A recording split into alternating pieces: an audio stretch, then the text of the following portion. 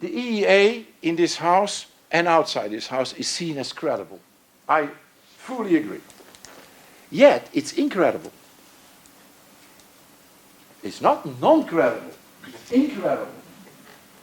If you think about the EEA, so you go to Singapore, Washington, Cape Town, Tokyo, and you explain the bare essential of the EEA, people say, come on the moon, cannot, it's impossible. It cannot happen. Not only does it happen, it's incredible and credible. Of course, you get the case, you get the instances where the participation is politically motivated.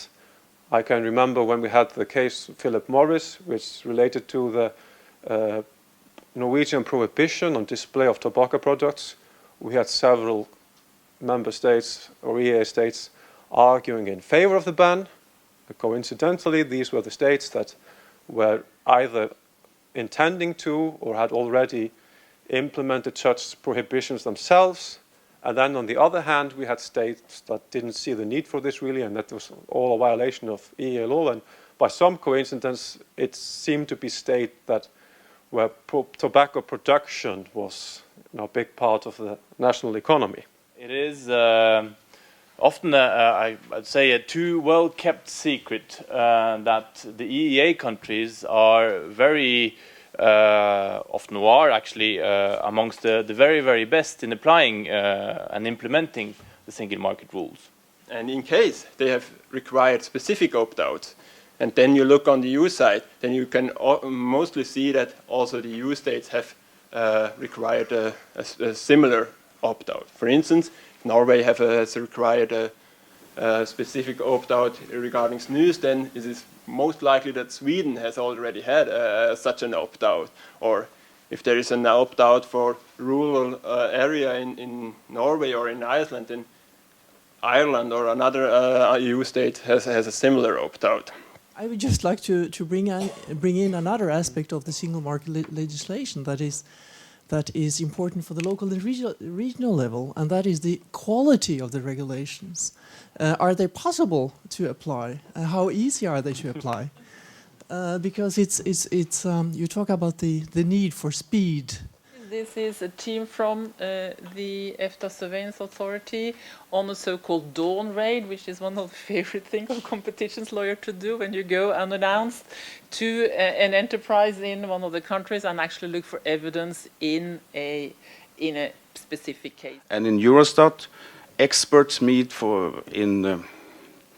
like 200 meetings a year in Luxembourg, where the EFTA countries participate in most of those, where we do in all these experts groups. We have the same rights to speak.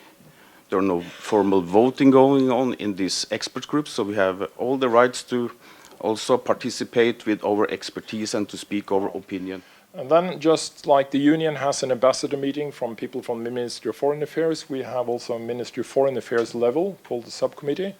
They meet once a month and keep an eye on these 35 groups that they are working speedily.